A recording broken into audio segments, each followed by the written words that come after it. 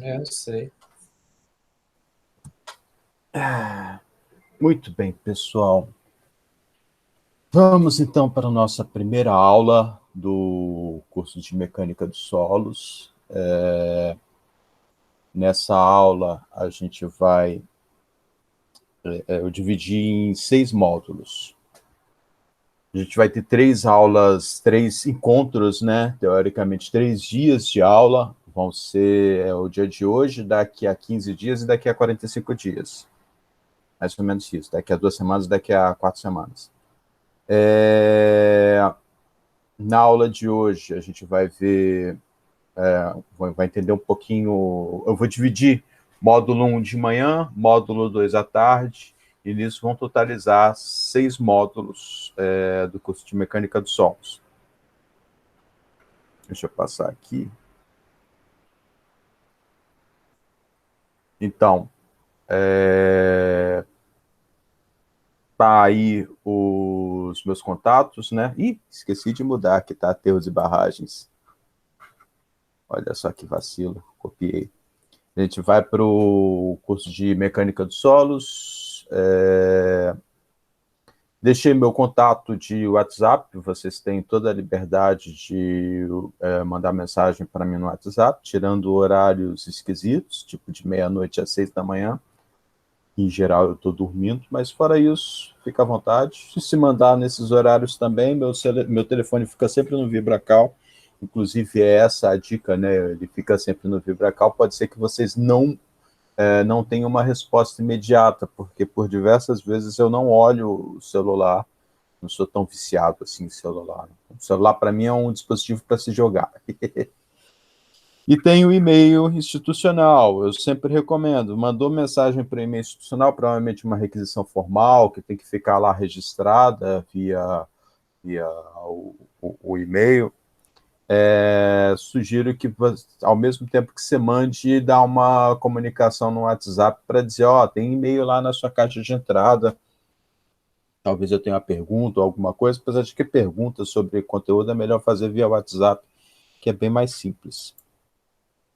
Professor, só para perguntar, você dá também essa aula de aterros e barragens? Oi? Você dá aula também de aterros e barragens, Eu curso? lecionei isso, eu preparei esse curso. Foi, Ah, inclusive, no módulo passado. Foi acho logo antes que... do... Acho que encerrou, não tem nem um mês que encerrou a última turma. Nossa, a gente não teve não, mas legal. Eu acho que o Igor não disponibilizou para vocês, provavelmente porque vocês ainda não têm mecânica de solos. E Ah, aí sim. é meio que pré-requisito o adensamento, na verdade, porque o trabalho da disciplina de aterros, vocês precisam ter já saber calcular o recálculo para adensamento. Embora Entendi. dá para rever, são coisas que vocês já viram na graduação, né? Mas, independente disso, eu acho que vai aparecer de novo e tudo mais. Com Tudo certeza. bem. Ainda mais nesse formato online, né? É verdade, obrigada. Tranquilo. Eu acho que vocês dois já foram meus alunos, né? Não, eu No... não fui não. Você não foi, não? A Eu graduação. também não. Pensava que vocês tinham sido. Thalita, eu já tive uma aluna chamada Thalita, eu só não lembrava se era você, não tô vendo aqui a sua carinha. Eu acho que todos os meus amigos já foram seus alunos, mas eu não. Eu Não, né? corria um pouquinho, professor. Você correu de mim, ficou com medo? Minha fama é horrível. Mas olha, era uma fama muito injustificada, porque os alunos falavam que eu cobrava muito, eu sempre cobrava para o pessoal estudar. Mas no final, na atriz, todo mundo passava. É, todos passaram realmente tranquilos, mas o pessoal tocava o terror lá. Não vou não. Eu também tocava o terror, eu gostava de tocar o terror. Bem, vocês não me conhecem, teoricamente não me conhecem, só conhecem a minha fama. Mas em relação ao meu currículo, né, eu sempre apresento o currículo para a pessoa saber e tudo mais. Eu sou formado em engenharia civil na UF, fiz também engenharia ambiental, fui da primeira turma de engenharia ambiental EAD na UFSCar. mestrado em geotecnia na UFRJ, fiz pós-graduação em planejamento e gestão de educação à distância, e estou fazendo agora, foi 2019, o doutorado profissional em propriedade intelectual no INPI, que é onde eu estou trabalhando. Já fui professor de Estado do Espírito Santo, na época eu morava lá, né? Eu comecei minha faculdade lá na UFES, no Espírito Santo, durante 2 anos. Estagiei na Concremat, trabalhei como engenheiro na Prosconsult, no DR, e agora eu estou no INPI.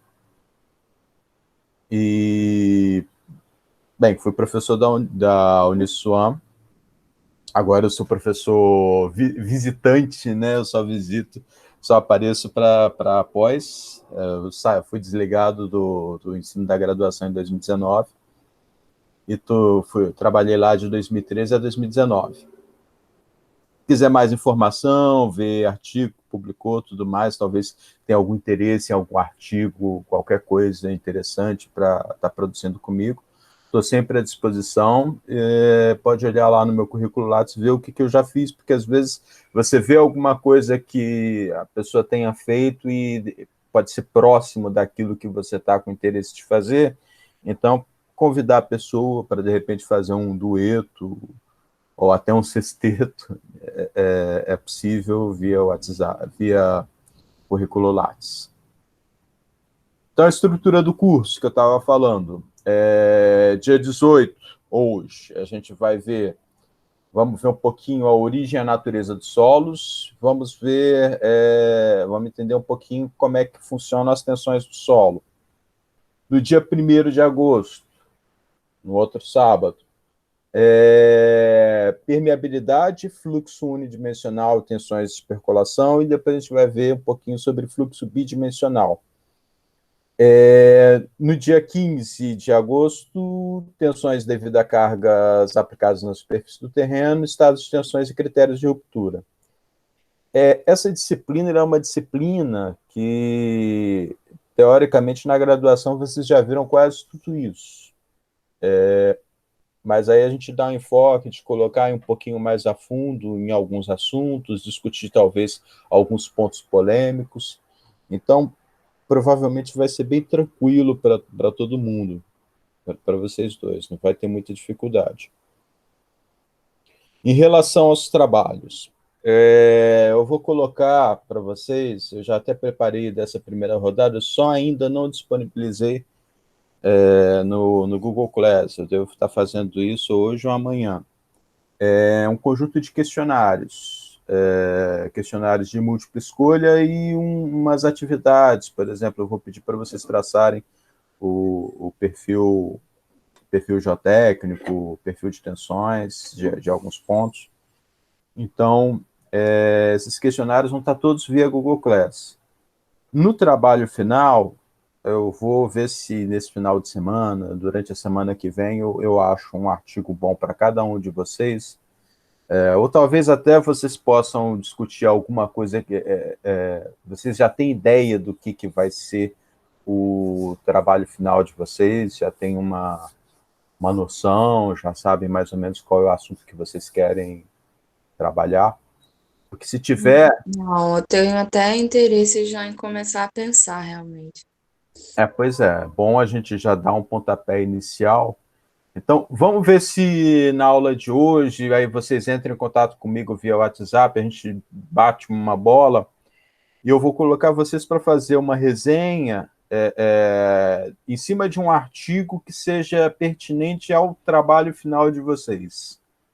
Então, não vai ser uma coisa fixa em mecânica dos solos. A mecânica dos solos vai ser, digamos, o fio delineador, né? Vocês vão discutir qual é o impacto da mecânica dos solos dentro daquele artigo, mas o artigo, a ideia é colocar algo próximo do que vocês pretendem fazer em termos de trabalho final.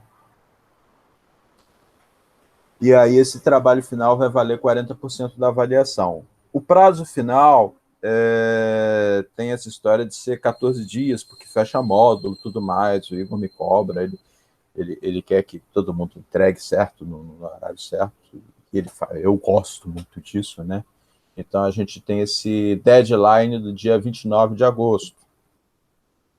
Praticamente daqui a um mês e meio a gente vai fechar aí o conteúdo, então eu vou pedir para vocês para fazerem os questionários. Os questionários são questões muito simples, só mesmo para exercitar, são as questõezinhas próximas a questões de concurso, né? Eu peguei algumas questões de concurso, modifiquei e tudo mais, nada muito complicado.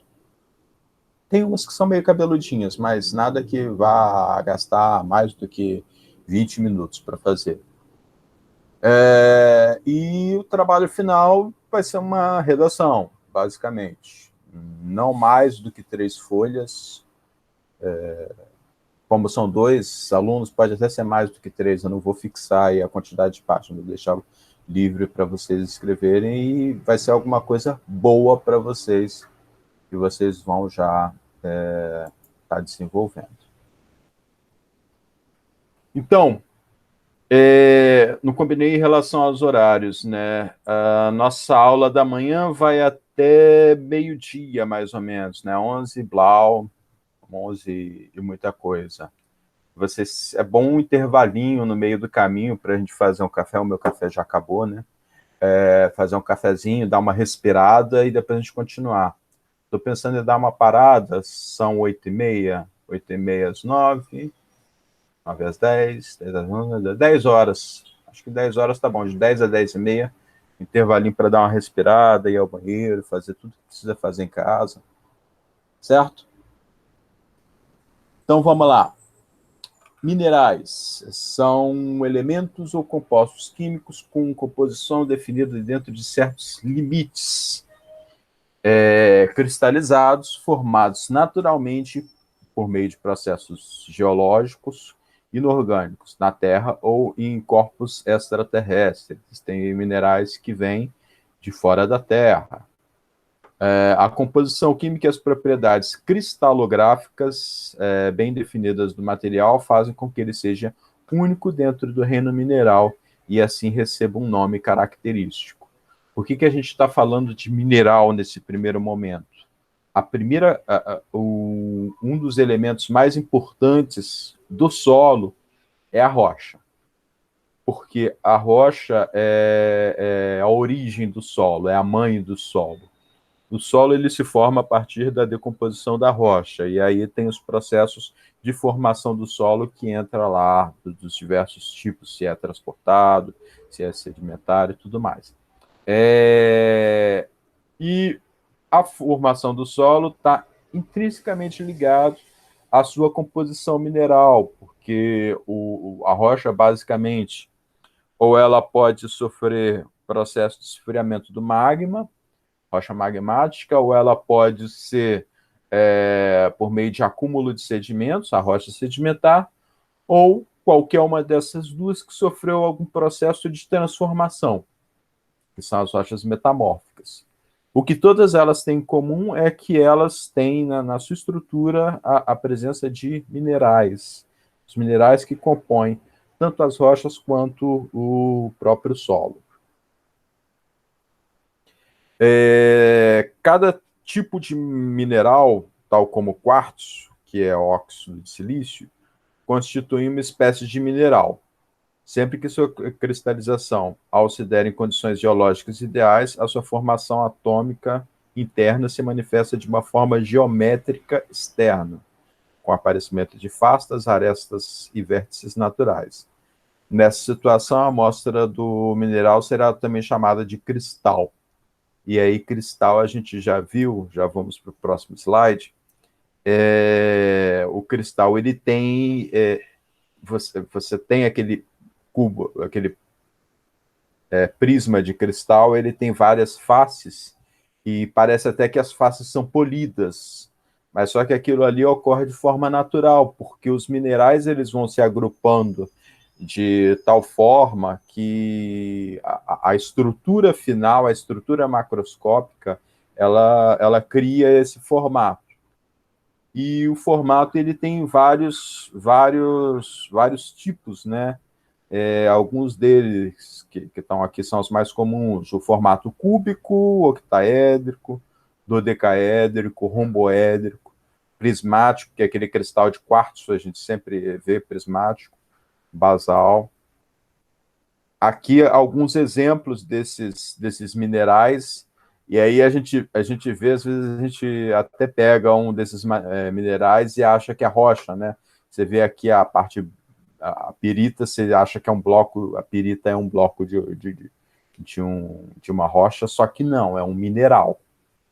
Pirita, fluorita, a blenda. Aqui é legal até ver que a pirita é cúbica e pirita eu acho muito bonita, a pirita. A blenda octaédrica, você vê os formatos octaédricos. Por diversas vezes ocorre isso. Você tem aqui pirita também, só que ele não teve a formação das faces. À medida que o mineral fica mais puro, você tem essa formação das faces dentro do padrão. Dolomita, piroxênio, muscovita. Muscovita você vê toda a folhagem. É muito interessante.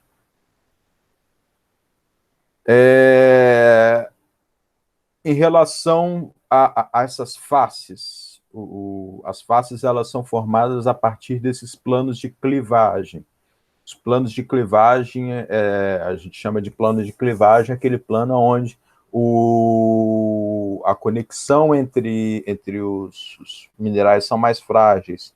Então, aquele formato ocorre naturalmente por um desfolhamento, pela soltura de um mineral do outro em relação a esse plano. E aí, em relação aos planos de clivagem, a gente tem, segundo uma única direção, aqui a gente tem, na seção A, em 2 planos, como ocorre aliás, em 3 planos, que é o caso da pirita.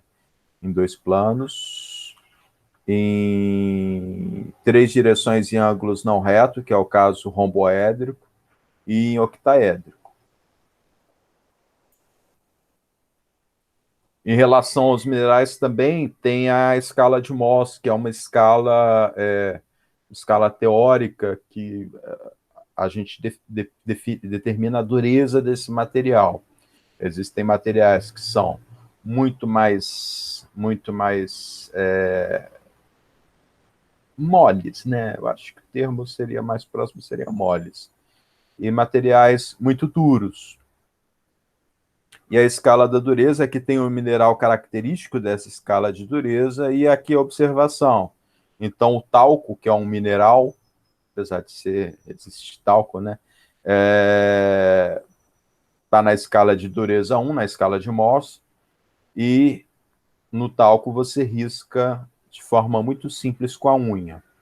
Na escala 2, a gente tem a gipsita. A gipsita é o que faz o gesso, né? O material é muito próximo de gesso, e você risca com um plástico comum ou prego.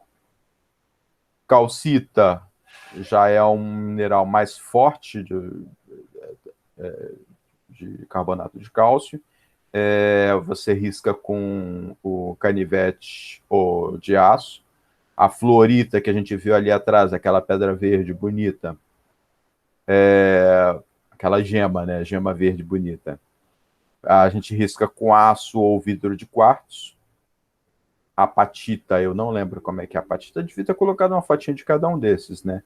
Material constituinte dos ossos dos animais, então a gente tem uma dureza mais ou menos próxima do aço. Ortoclásio, não se risca com prego, é a dureza do vidro comum. Quartzo, também não se risca com canivete, entre 6 e 7 é o vidro comum. Topázio, que é uma pedra semi-preciosa, não se risca com lima de aço. Corindum, também uma pedra semi-preciosa, material correspondente ao abrasivo alundum. E o diamante, que é o material que a gente tem maior dureza, nenhum material consegue riscar o diamante. Tem um material padrão. Por isso que a gente usa ponta de diamante para cortar, às vezes, para fazer serra de pedra. Peso específico, e isso é bem interessante a gente ter uma ideia, porque ele vai impactar diretamente no peso específico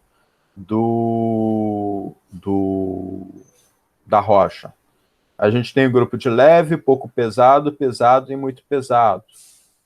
Dentre materiais leves, a gente tem densidade entre menor do que 2,9, são silicatos félsicos. Por exemplo, os félsicos feldspato e silício, tá certo? Máficos, minerais de ferro magnesianos. Então, os silicatos félsicos, quartzo, ortoclásio e plagioclásio, e os máficos, que são um pouco mais pesados, são os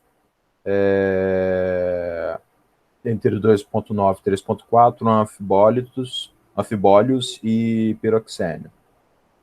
Pesados, a gente tem alguns óxidos e sulfeto de metal, aí a representante é a magnetita e a pirita. A pirita, você pega um bloquinho bem pequenininho de pirita, ele é bem pesado, e muito pesado você tem elementos nativos metálicos, por exemplo, o ouro, a prata, a platina, puro, eles são muito pesados. Minerais mais comuns, esses a gente vê com clareza, às vezes, nos blocos de rochas. Temos em ordem de aparecimento, tá certo? Mais comum seria o quartzo, depois feldspatos, micas, anfibólios, piroxênios, zircão, magnetita, hematita, pirita, turmalina, topázio, calcita, dolomita, caolim, clorita, amianto, talco, zeólitas e fluorita. Então, quartzo é, de longe, o mais comum. Nisso a gente fez uma revisão bem breve, provavelmente na graduação vocês viram mais do que isso sobre minerais. É só para reavivar a memória de vocês. Essa disciplina é basicamente para isso, é para reavivar, porque ela é a base de tudo que vai ser discutido para frente em relação ao conteúdo da pós. As rochas. A rocha é um produto consolidado resultante da união natural de minerais, diferente dos sedimentos, por exemplo, uma areia de praia, que é um conjunto de minerais soltos. Então, a rocha, para ser rocha, tem que ter essa aglomeração. Eu olhei aqui para o lado, vi que não tinha som, mas é a tela. Dependendo do processo de formação da ligação dos grãos constituintes, varia resultando em rochas duras ou brandas. Esse termo é um termo que vai acompanhar vocês na vida profissional. Vocês vão fazer um projeto de fundação, pode ser em fundação em rocha dura, é um processo, rocha branda é outro processo, diferente. Essas rochas podem conter diversos materiais, até mesmo ouro ou cobre. Existe ouro e cobre presente em rochas. Pouca quantidade. Principais definições: sedimentares, metamórficas, embora apresente uma grande variedade, não há uma significativa variação de minerais. E aí, a grande maioria das rochas tem essa composição mineral que tem na faixa de 59,5% de feldspato, 12% de quartzo, 16,8% de piroxênio e anfibólio, 3,8% de mica, e os minerais acessórios ficam na faixa de 7%. Dentro dessa faixa aproximada, você tem toda aquela oscilação, aquele universo de rochas que a gente conhece e admira muito bem.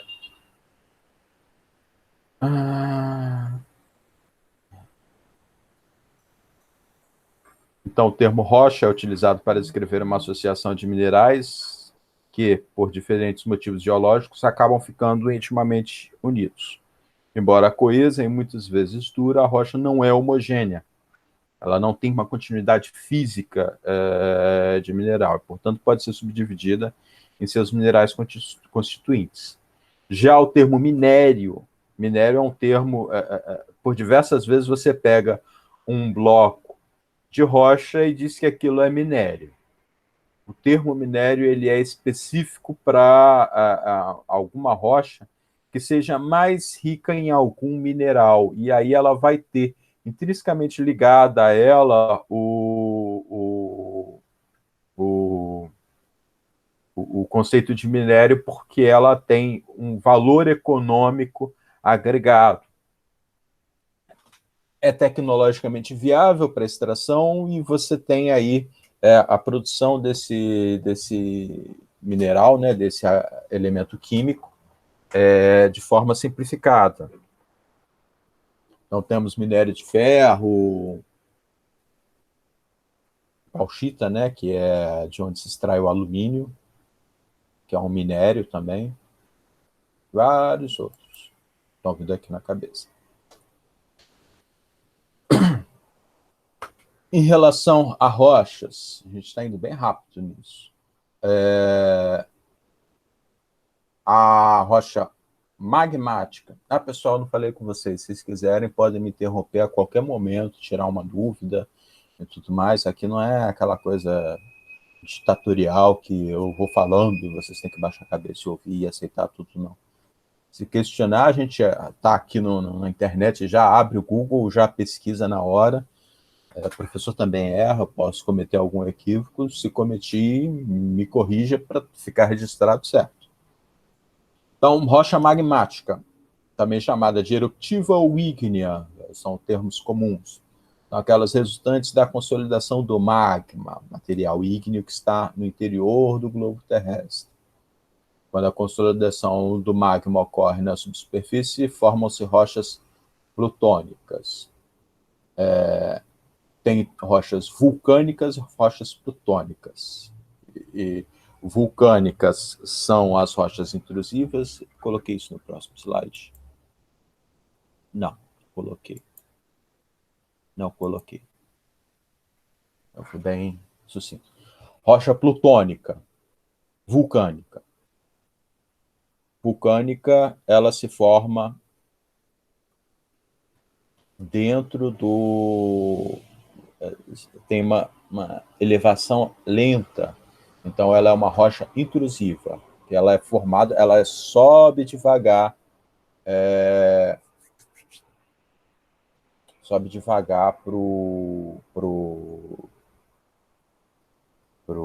a superfície.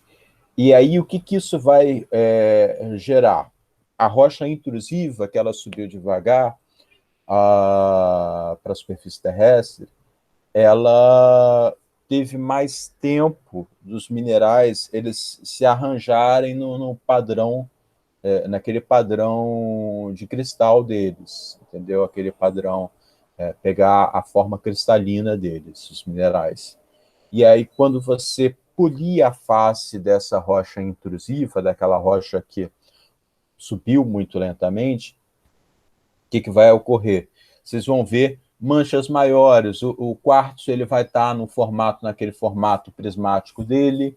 Você vai conseguir ver a estrutura cristalina do quartzo, a estrutura cristalina, por exemplo, da granada, dos vários minerais acessórios, e ele fica com aquele formato mais desuniforme. Você tem uma granulometria mais grossa desse material.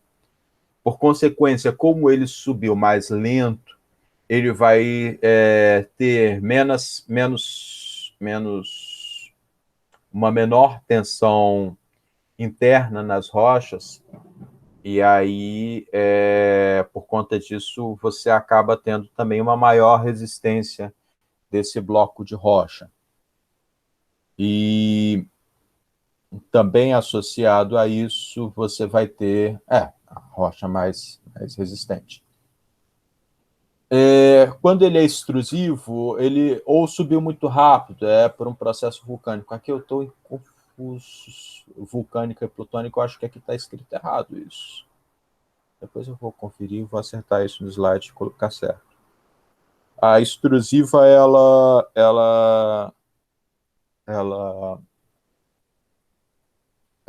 é do processo do resfriamento do magma na superfície. Então, você tem aqui um derrame magmático que gerou, por meio de basalto, que gerou basalto. Ele foi resfriado fora daquela tensão interna que teve do subsolo, então não teve tempo dos minerais ele criar a forma cristalina, e por conta disso, quando você olha aqui o bloco de basalto, você vê que ele é praticamente uma cor só que aqui dentro tem minerais de quartzo, de sílica, aqui basalto tem muito minerais máficos, né, ferro-magnesianos. Do mesmo jeito que a gente tem o granito e o basalto, que são granito intrusiva, que se formou lá embaixo, subiu lentamente, e basalto extrusiva, a gente tem a versão oposta dele. O riolito é uma rocha de granito, né? É a mesma composição do granito, só que ele foi feito a partir do resfriamento do magma na superfície.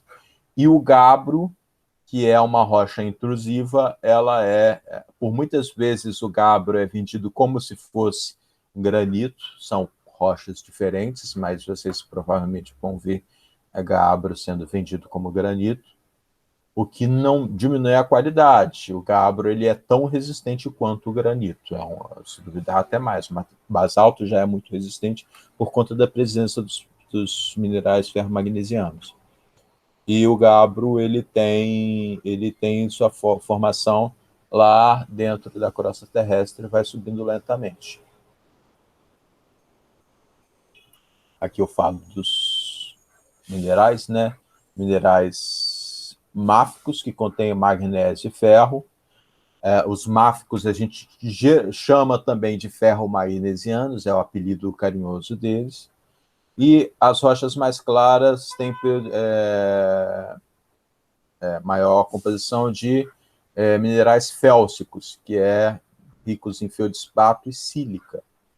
São apelidos também muito, talvez não tão usados por engenheiros, mas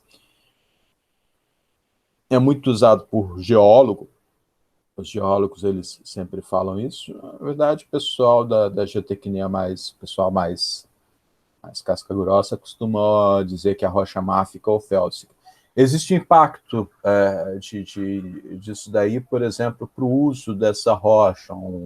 Uma rocha máfica, você vê, por exemplo, aqui no próprio curso hídrico, as águas ficam avermelhadas, então pode ser que a rocha com uma quantidade muito grande de ferro magnesiano pode causar, manchar, soltar partículas, alterar a cor, por conta desse ferro, que o ferro oxida, né? E a oxidação do ferro, o óxido de ferro, ele mancha bastante, pode manchar aí, às vezes, um concreto usando muito material máfico pode ter alguma alteração de cor. Fui bem sucinto na parte de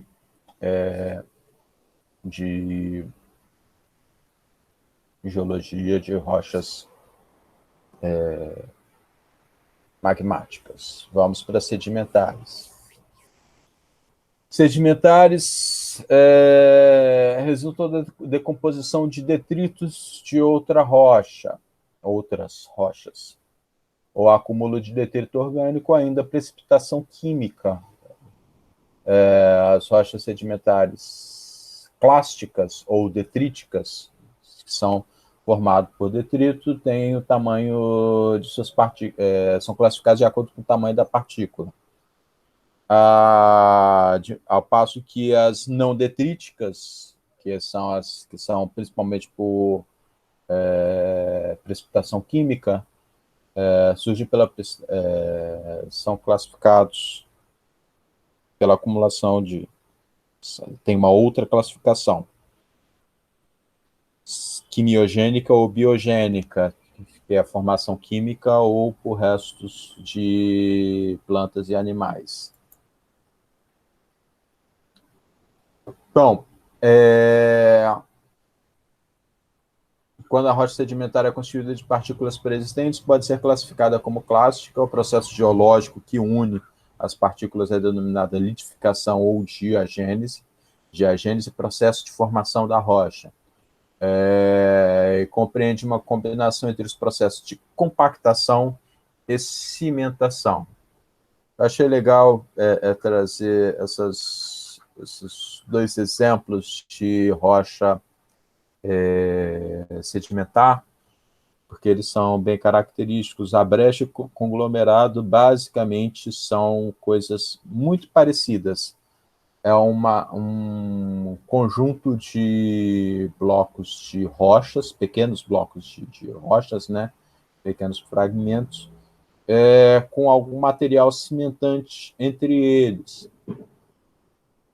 Os dois são exatamente essa mesma coisa. Só que a brecha ela é formada numa situação onde esses blocos de rocha não tinham contato com a água, ao passo que o conglomerado ele é decorrente da decomposição de seixo rolado. Vocês veem que o bloco os bloquinhos de rocha eles são arredondados. Isso é característico de rocha que ela sofre um polimento devido à passagem de água. Então, apesar de serem muito parecidos, são blocos de rocha preenchidos com algum material cimentante. A brecha e o conglomerado, eles têm efeitos, têm formações diferentes. Os dois são usados, não muito aqui no Brasil, que a gente tem pouco conglomerado, pouca rocha conglomerada, e o material litificante das nossas rochas conglomeradas são muito fracos, mas na Itália existe uns blocos de conglomerado que ele tem um material cimentante muito bom, e ele é utilizado até para fazer pedras ornamentais, e fica lindo. Deixa eu ver se eu acho aqui uma imagem.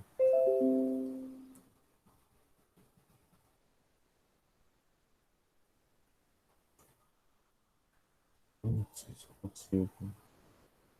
Não tem, não é tão fácil assim, não. Eu colocar, fazer uma busca. Teve uma aluna minha que fez um trabalho sobre conglomerado e ela colocou vários exemplos. Eu achei que ficou sensacional. Achar agora vai ser difícil. Nas rochas não detríticas, e aí eu trago esse conjunto de exemplos, a gente tem a sua formação. Primeiro subdivide naqueles dois grandes padrões, se elas são quimiogênicas ou biogênicas. As quimiogênicas têm a ver com a precipitação de produtos químicos, as biogênicas têm a ver com algum tipo de animal ou vegetal que entrou na sua formação. Quimiogênica subdivide em carbonatadas e não carbonatadas. E aí, carbonatadas, a gente tem o calcário. Não carbonatada, um exemplo seria salgema, para cloretada, né? Salgema, a gente chama salgema de ilita. Ilita é a rocha de salgema. E sulfatada, a gipsita. Já as biogênicas também têm essa divisão de carbonatada e não carbonatada. Carbonatada subdivide em carbonatada de precipitação, de acumulação e de edificação. De precipitação, a gente tem aquele mármore travertino, vocês já devem ter visto, né? É feito por um animal que forma isso, são os restos de um fungo que ele vai sedimentando e forma aquele mármore. Calcário conquífero, conchas, e calcário recifal são os recifes, conchas e recifes. Conchas de acumulação, recife ele é edificado. E não carbonatado, o nosso exemplo clássico, muito importante para o churrasquinho, são os carvões. Só que aqui é carvão mineral, né? Nossa última classificação, as rochas metamórficas. Metamórfica resultam da transformação de outras rochas preexistentes, agora sob novas condições de temperaturas e pressão. Então, você tem uma rocha, e aí você vai aumentar a temperatura e aumentar a pressão, os minerais eles vão se rearranjar dentro daquilo ali e vai transformar a rocha, vai virar uma rocha metamórfica. Então, o argilito, que é a rocha sedimentar da aglomeração da argila, ela sofre aumento de temperatura e pressão e ela vira xisto. O granito, principalmente por temperatura e pressão, aqui no Rio a gente não tem muito granito, aqui é bem escasso, a gente tem muito mais a formação de gneiss, porque as cadeias montanhosas do Rio de Janeiro, elas são decorrentes da deformação desse granito que existia originalmente.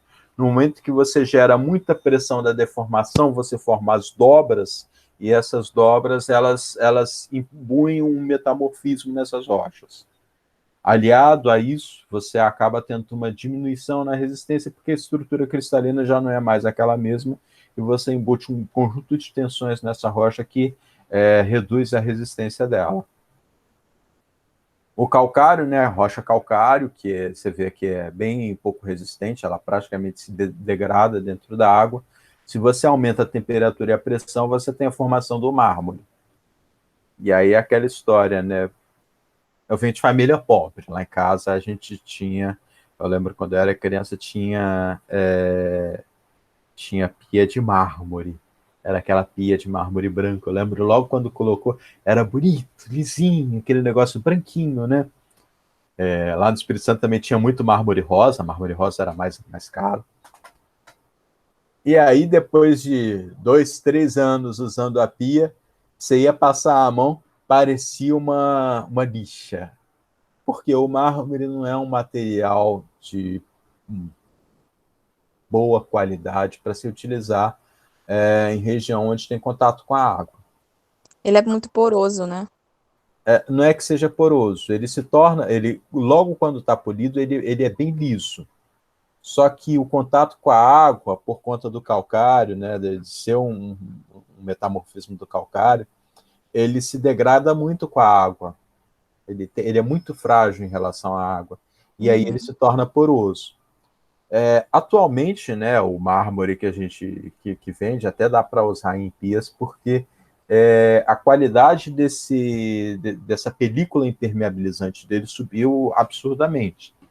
Na verdade, eu estava até lá no INPI, eu já peguei um pedido sobre esse assunto, pedido de patente sobre película utilizado na extração de pedras. Desde a extração, desde quando você está cortando para poder levar para a usina de beneficiamento, onde vai ficar lixando. Vocês aqui do Rio não devem ter muito contato lá no Espírito Santo. Eu sou de Cachoeira de Itapemirim, que é a terra do granito. O que mais tinha era aquelas usinas, eu lembro, quando criança, que ficava lá tipo uma lixadeira gigante, né? Ficava só assim, chac, chac, chac, chac. E fica dia e noite polindo face de pedra de concreto, serrando e polindo. Só que isso vem desde a extração. É injetado um líquido dentro dessa rocha. Esse líquido, ele cria uma proteção, e cada vez mais existem tecnologias novas que fazem isso, e ela, primeiro, quando você está extraindo, evita da rocha quebrar, porque você aumenta a resistência, e evita esse efeito da degradação, principalmente nos mármores, por conta da água, que ele é muito frágil em relação à água. Essas películas, elas impermeabilizam em relação a essa situação para poder, tipo uma resina, que preenche os poros existentes para poder ficar sempre liso e não sofrer tanto ataque da água. A tecnologia aumentou bastante e hoje em dia pode até colocar pedra de mármore, só conversa com o teu fornecedor para dizer, isso vai ficar em contato com a água, talvez esteja necessário uma segunda camada de película. Hoje eu já vejo muita gente que tem o mármore na cozinha, tranquilo. É, Muita e, blogueira tem. e existe também, aí falando um pouco mais de construção civil e menos de geotecnia, existem rochas artificiais. Eu aqui em casa, eu até uso uma rocha artificial. Oh, deixa eu ver se vocês conseguem ver. Eu vou virar o notebook para mostrar que o meu escritório fica de frente para a cozinha. Tá vendo a bancada ali da pia? Tá vendo que é roxo? É uma pedra artificial, feito de quartzo e corante. Ah, tá. Legal. Atualmente existem pedras artificiais que você consegue colocar a cor que você quiser. Por exemplo, a gente tem a bancada de... A mais famosa, a marca mais famosa é Silestone, né? Vocês É. pesquisar na internet, vocês vão ver. Silestone, que é basicamente os minerais, eles são moídos e depois recompactados e recimentados para ter a granulometria que se quiser, o formato que se quiser, e se você quiser branco, tem o branco absoluto, tem o preto absoluto, ou tem essas coisas loucas como pedra colorida, que é o que eu coloquei aqui em casa. Eu tenho uma amiga que tem vermelha com tipo uns cristais, parece um glitter dentro dela. Isso daí não é complicado de fazer, não. É um conceito muito próximo da formação da rocha natural, só que é feito completamente dentro de um ambiente controlado e eles conseguem inferir nisso a resistência que eles querem, a cor que se quer, a uniformidade, passa a ser um processo industrial de formação de rocha. Nesse caso é um mármore mesmo. Pode É, ser alterado.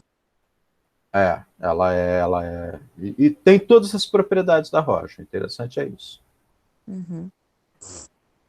Então, falando do metamorfismo, existe metamorfismo regional. O que acontece, esse vulcão aqui, essa região costeira, ela é bem interessante de verificar porque ela mostra mais ou menos o que ocorre aí nas regiões de esquina de placa. Nas placas tectônicas, tem aquelas placas que estão mergulhando e as placas que estão subindo, né? Uma está mergulhando em relação à outra. No vulcão, aonde a gente tem esses veios de vulcão, você tem a introdução do magma, né? À medida que o magma vai avançando. Nesse contato entre a rocha e o magma ele vai fazendo pressão, você vai criar um veio de rocha metamórfica, porque ela vai sofrer a pressão do magma tentando sair e o aumento da temperatura do magma a 1.000 e tantos graus Celsius. Então, isso vai gerar esse metamorfismo de contato em relação ao contato do magma com a rocha. Nessa região onde você tem o mergulho, e aí vão ter dobras e tudo mais, você tem o metamorfismo regional, que, por exemplo, aqui está falando do processo de formação do xisto, que é o que ocorre com a argila. A argila está sofrendo esse mergulho e, em função disso, vai aumentar nessa região, vai ter um aumento muito grande de temperatura e pressão, e aí isso daí acaba formando esse xisto. Depende da região que ela está dentro do globo terrestre. E aí, ler aqui o textinho para vocês. A crosta terrestre é a camada externa sólida do planeta, sendo dividida em crosta terrestre continental e oceânica. Estima-se que 95% da crosta continental corresponde a rochas cristalinas, ou seja, ígneas e metamórficas, sendo 5% restante das rochas sedimentares. Tem essa separação também, rocha cristalina, que tem a formação dos cristais, que você tem aquela separação. Já as rochas sedimentares, você só vê sedimento, ele é um material menos aglomerado. As rochas sedimentares apresentam uma camada rochosa exposta sobre as rochas ígneas metamórficas. E aí tem esse processo, essa figurinha aqui que é clássica. A gente vê isso desde o segundo grau, que a gente vê essa formação. Então, de qualquer lugar que a gente entra, vamos começar do magma, que é a origem.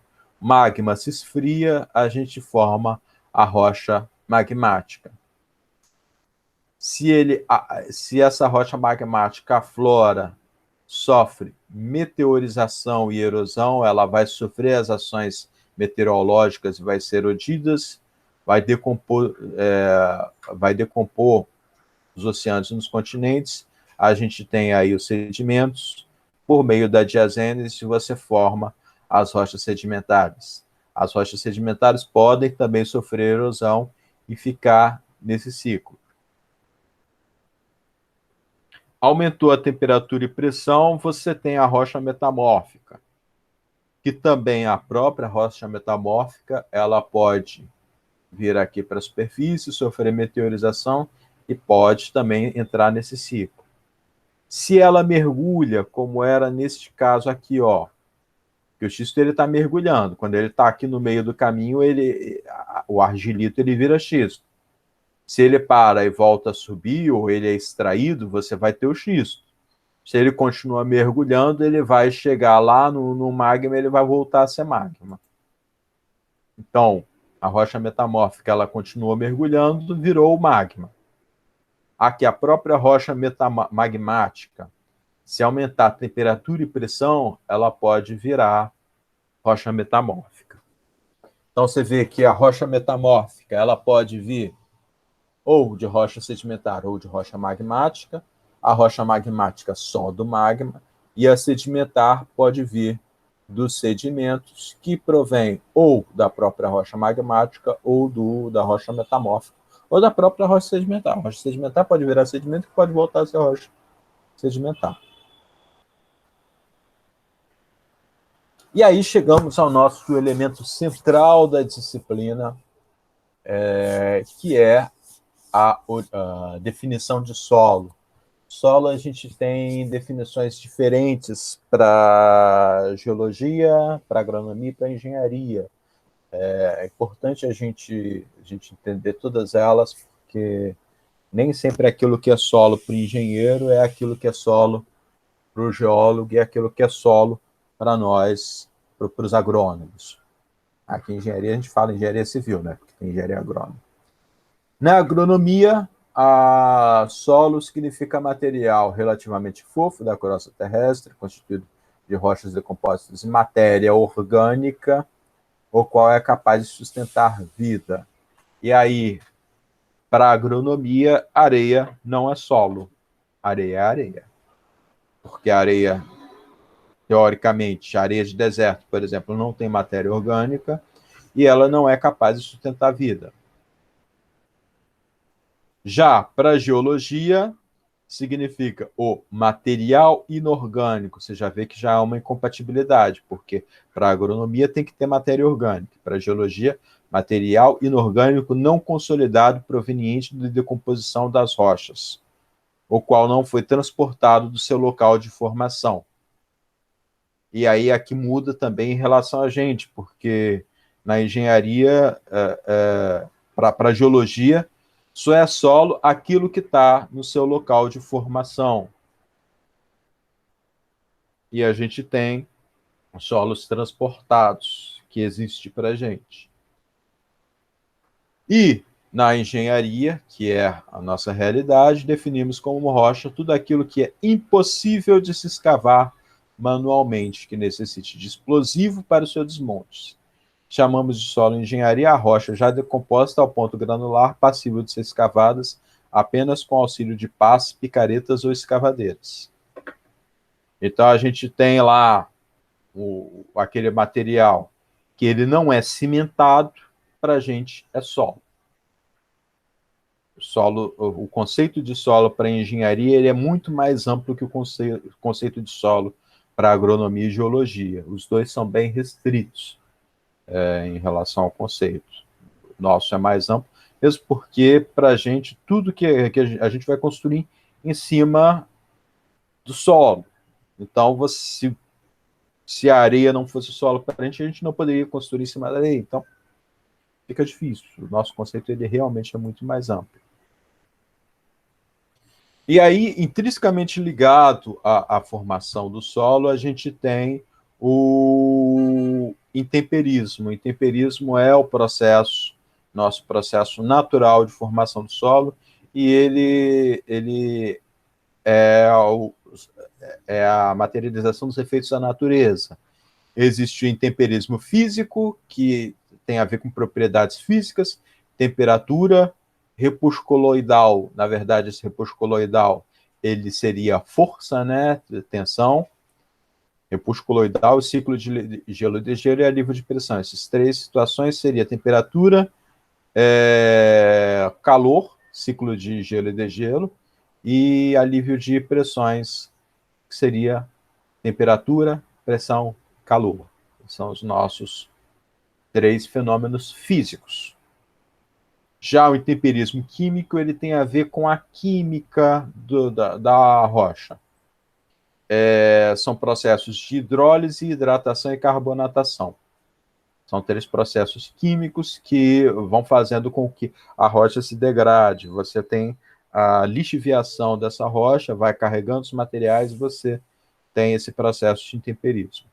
E o biológico tem a própria ação da natureza, a vegetação depositada nas rochas, ela vai entrando, vai sugando os nutrientes da rocha, a própria vegetação natural. Essa sucção faz com que esse material perca resistência, né, perca esses minerais, e em função disso acaba se degradando, se decompondo em sol. Então, intemperismo físico, o ciclo de gelo e degelo pode ocorrer em qualquer superfície continental, porém é predominante nas regiões áridas, em termos, porque aonde a gente tem a maior formação de rochas, né, as cadeias rochosas geralmente estão em topos de montanhas. E à medida que a gente sobe, tem altitudes mais elevadas, seja pelo vento, seja pela exposição do sol e tudo mais, você tem uma temperatura mais extrema. O calor ele é mais intenso, o frio ele é mais intenso. Se você for para um alto de morro lá em Friburgo, com certeza aquela água que está nas frestas da rocha, mesmo no verão, talvez mais difícil no verão, mas no inverno com certeza ela chega a congelar. Mesmo a temperatura ambiente na cidade não chegando a zero. Ela chega a congelar porque lá no alto de montanha, por meio da perda de calor que você tem pela tensão superficial da água, ela acaba congelando nessas frestas. E esse congelamento ele só ocorre desse jeito porque só ocorre isso com a água, que a água é esquisita. A água, vocês devem se lembrar lá do estudo de química. A água é um material que, quando no estado sólido, ele é menos denso do que no estado líquido. E eu acho que só por causa disso também que existe vida na Terra. Porque se não fosse isso, se a água no estado sólido descesse, ia congelar os fundos do oceano e não ia ter vida no oceano. O que mantém a vida nas regiões aquáticas é o fato da água congelar, ela cria uma camada de gelo por cima da água, ela é menos densa, e aí esse gelo ele funciona como uma proteção térmica, e a temperatura não congela lá nas regiões mais baixas daquele corpo hídrico. Se não fosse isso, ia ficar sólido, ia descer, ia depositando a água, toda a água do planeta ia ficar congelada mediante aí as estações de frio e calor que a gente tem. E descongelar ia ser cada vez mais difícil, né? Ia necessitar da fonte termal. Um estudo interessante. O que aconteceria com a Terra se o gelo ficasse menos denso, mais denso que a água? Em função dele ficar menos denso, ele só fica menos denso porque a mesma massa, a massa não muda, né? Quando a gente estuda a química, a gente sabe, a massa não muda, a mesma massa vai ocupar um espaço maior. Então, um bloco de água ocupa um espaço menor do que um bloco de gelo. E se a massa se expande, quando você congela dentro de uma fresta de rocha, você tem a dilatação do gelo. Ele vai expandir. Então, uma fratura que começa pequena no bloco de rocha, ela vai crescendo até você ter a completa erosão desse bloco de rocha. Esse é o principal fenômeno da erosão física em função da água. Tem também aquela situação que eu já comentei, as rochas se formam numa grande profundidade sobre condições extremas de temperatura e pressão. E aí, à medida que ela emerge, essas tensões que ela se solidificou continuam sendo as mesmas. Só que você teve uma coisa que foi produzida numa pressão muito grande. À medida que você sobe, você tem uma camada externa desse material sobre uma pressão de tração. E à medida que você vai chegando dentro, você tem uma, como se a camada externa pressionasse. Existe um vidro, eu não lembro o nome, tem o nome de um príncipe, um efeito que o pessoal faz com o vidro, que pega uma gota de vidro e joga na água. Foi assim que surgiu o conceito de têmpera para vidro. E joga na água essa gota de vidro, ela forma um fio. Você já deve ter visto vídeo disso no YouTube, com certeza. E aí esse fio ele é muito resistente. Só que quando você quebra um pedacinho na ponta, ele pluf, te explode todinho. Porque esse fio ele se formou no mesmo conceito que essa rocha. Ele começa esfriando por fora, e a camada de fora ela pressiona todo o material de dentro quando esfria, porque a rocha, diferente da água, ela se contrai quando solidifica. E aí esse material de dentro vai se esfriando aos poucos. Então você gera tensões internas. No vidro isso ocorre, o vidro fica muito resistente. Você tem um fio que ele é altamente resistente. Só que no momento em que quebra um pedacinho, pluf, ele explode. No caso da rocha, ele vai ocorrendo esse desplacamento. Vocês estão vendo aqui é lá nos Estados Unidos. Eu peguei essa, que é uma figura que dá para ver bem claro. Você vê essas formações de placas. Isso tem a ver com o alívio das tensões internas. Como ele foi esfriando aos poucos a parte externa, ele tem tensões diferentes, você tem essa formação, a gente chama isso de efeito de casca de cebola. O pessoal da geologia principalmente chama isso de casca de cebola na formação de rochas. E existe esse desplacamento, isso é contínuo, isso é uma preocupação nossa na engenharia civil, quando você tem construções e você vê blocos de rocha que tem esse tipo de formação. Quando você vê isso, você sabe que existem erosões, existem tensões internas, e aí tem todo o tratamento para poder proteger essas placas, às vezes colocando grampos, tirantes, para poder fixar essas placas e criar uma proteção para a região. O intemperismo químico, aqui eu coloquei um exemplo de rocha calcária, muito interessante. Isso é um caso, se eu não me engano, lá na Bolívia. Eu devia ter que colocar a região dessas fotos, né, para vocês depois pesquisarem. A ação dos fenômenos químicos na água, através da umidade atmosférica, e agentes biológicos sobre rochas e minerais na superfície terrestre. Nesse caso, a água é o principal causador do intemperismo. Basicamente, debaixo do solo, na subsuperfície da Terra, a gente tem presença de água. A água está presente em tudo. A água está presente até mesmo dentro das próprias rochas, como o mineral de formação da rocha. Tem água dentro da rocha. E aí, essa reação com a água e os minerais que compõem a rocha, ela causa uma degradação contínua nessa rocha. A gente tem a hidratação, que é a entrada da água, então você tem a anidrita, que é o material antes da formação, mais a água você forma a gipsita, que é uma rocha metamórfica. A oxidação tem a ver com a presença do oxigênio, e aí a gente tem a oxidação muito mais forte na presença de minerais ferro-magnesianos, por conta do ferro, que o ferro ele se dissolve com a água formando óxido de ferro. E aí, pirita mais O2, você tem água e goetita, que é um outro tipo de rocha, um outro tipo de rocha. E a carbonatação, que é a união a entrada de CO2. E CO2 a gente tem presente na natureza de forma natural, pela própria respiração dos seres vivos, e de forma artificial pelos veículos, né? Veículos que usam combustíveis.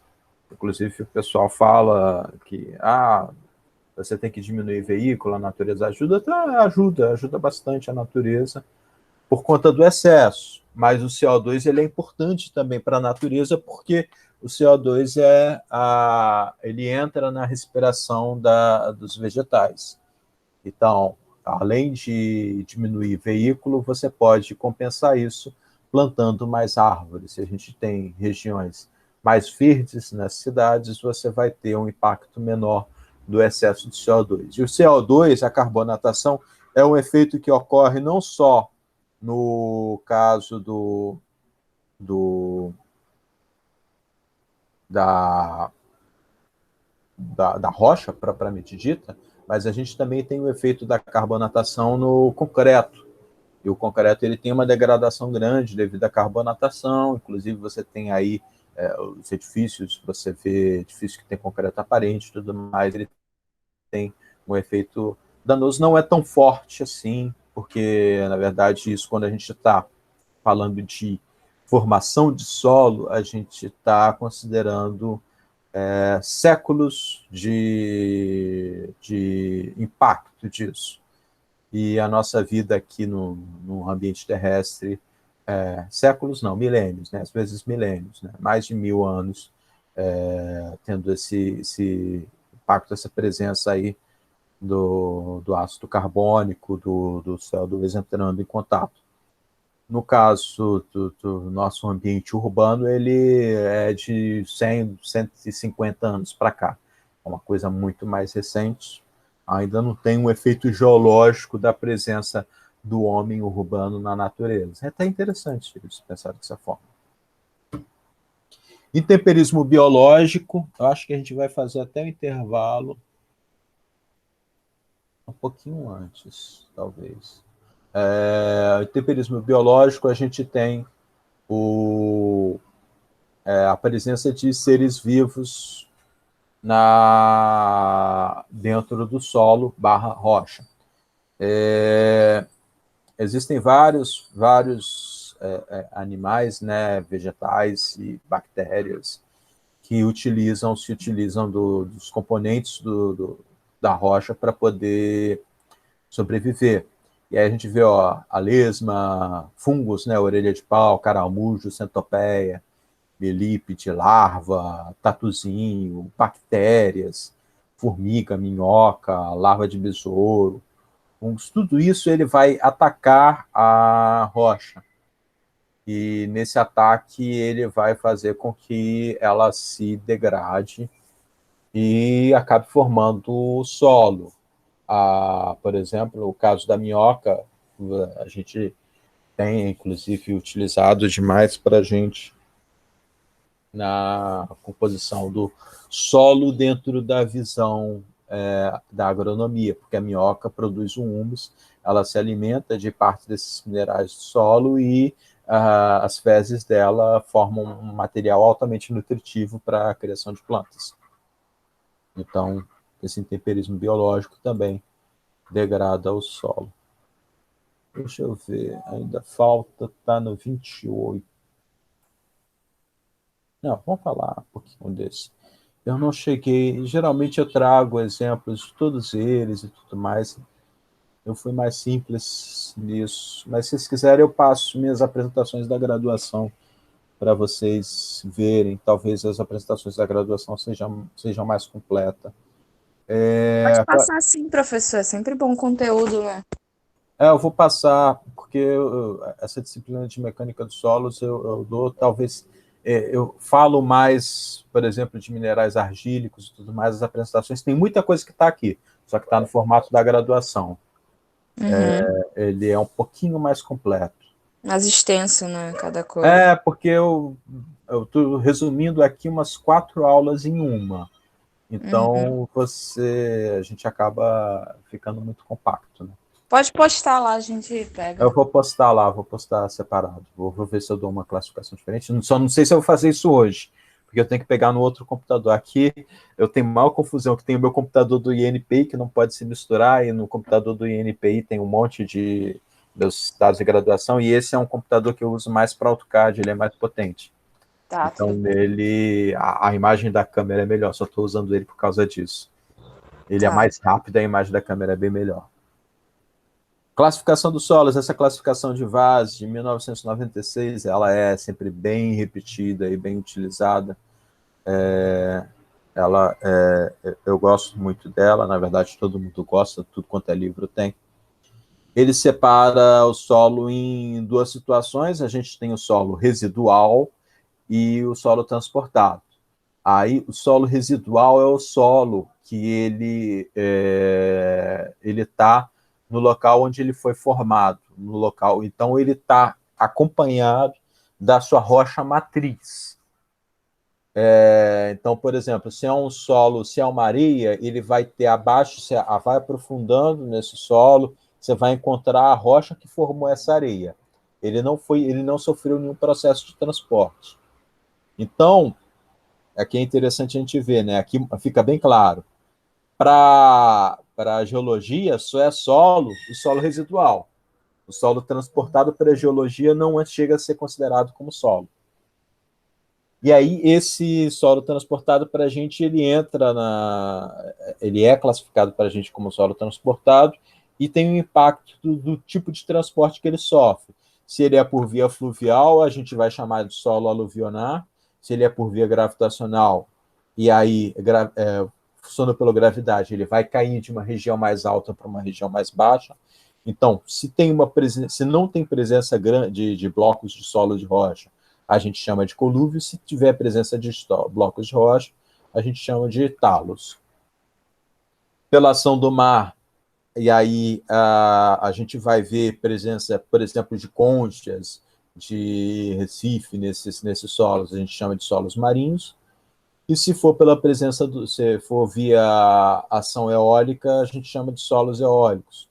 Que a gente tem de conhecimento de solo transportado eólico muito famoso são as dunas, né? As dunas, elas são solos que o vento vai levando e forma montanhas em diversas regiões. Não falei da separação dos solos residuais. A gente tem o solo residual homogêneo e isotrópico. É um solo residual que ele tem um formato mais igual, ele é todo homogêneo, ele tem as mesmas características, e os isotrópicos, essas características de tensão, força, deformação, percolação, elas são as mesmas em 2 sentidos. Isso, a gente chama esse solo de solo eluvionar.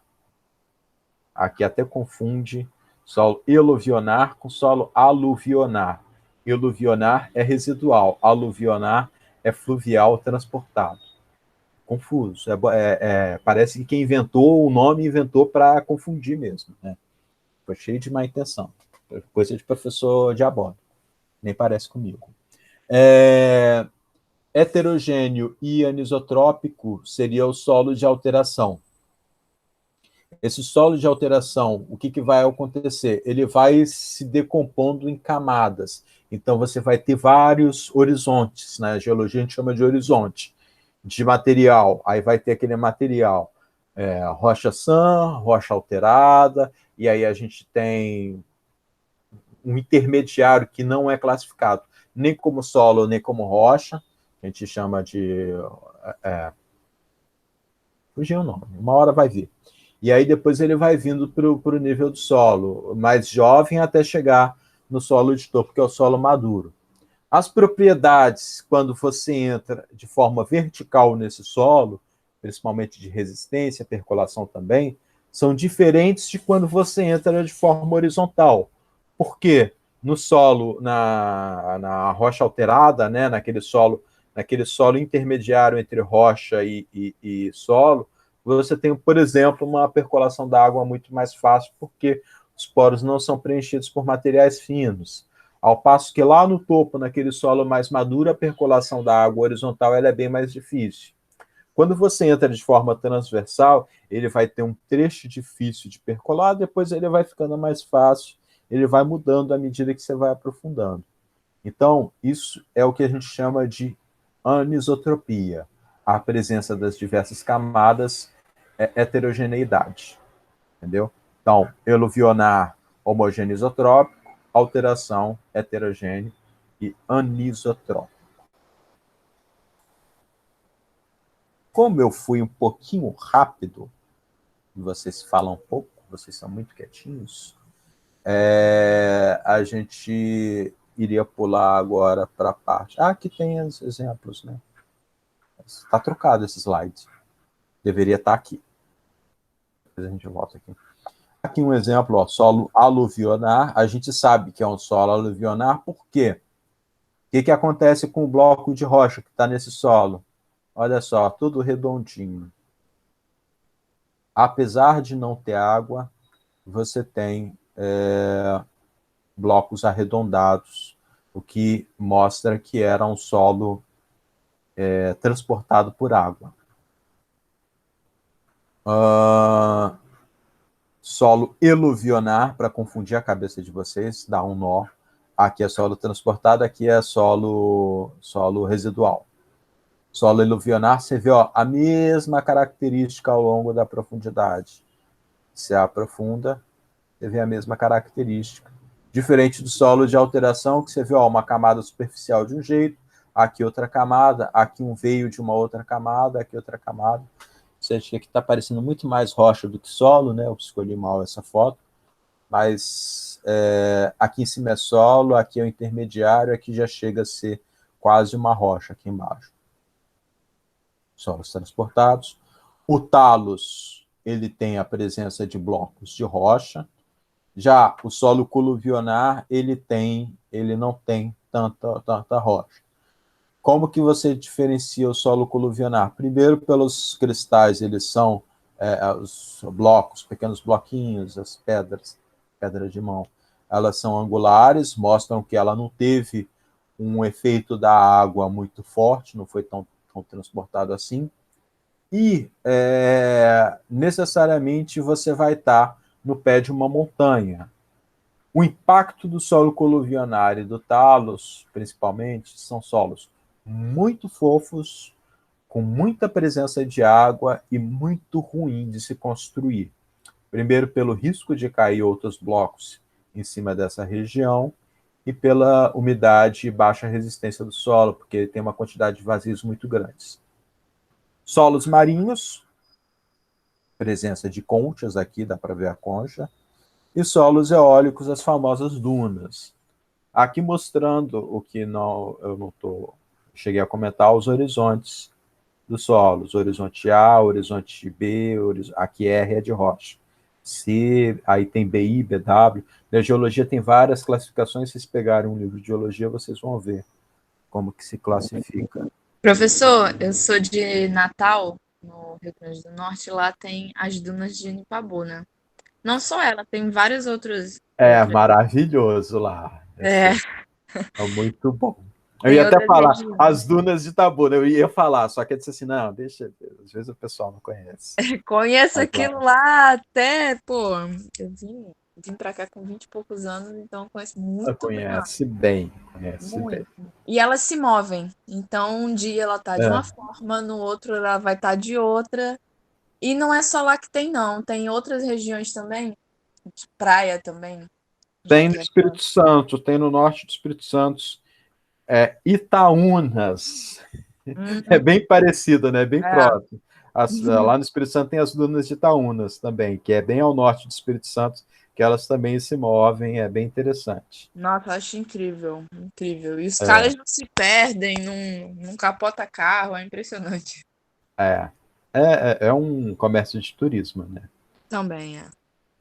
Bem, gente, daqui a gente vai. Pá, pá, pá, pá, pá, pá, pá, pá. Eu vou voltar aqui, a gente dá uma parada aqui. Vou pausar a gravação para não ficar perdendo tempo.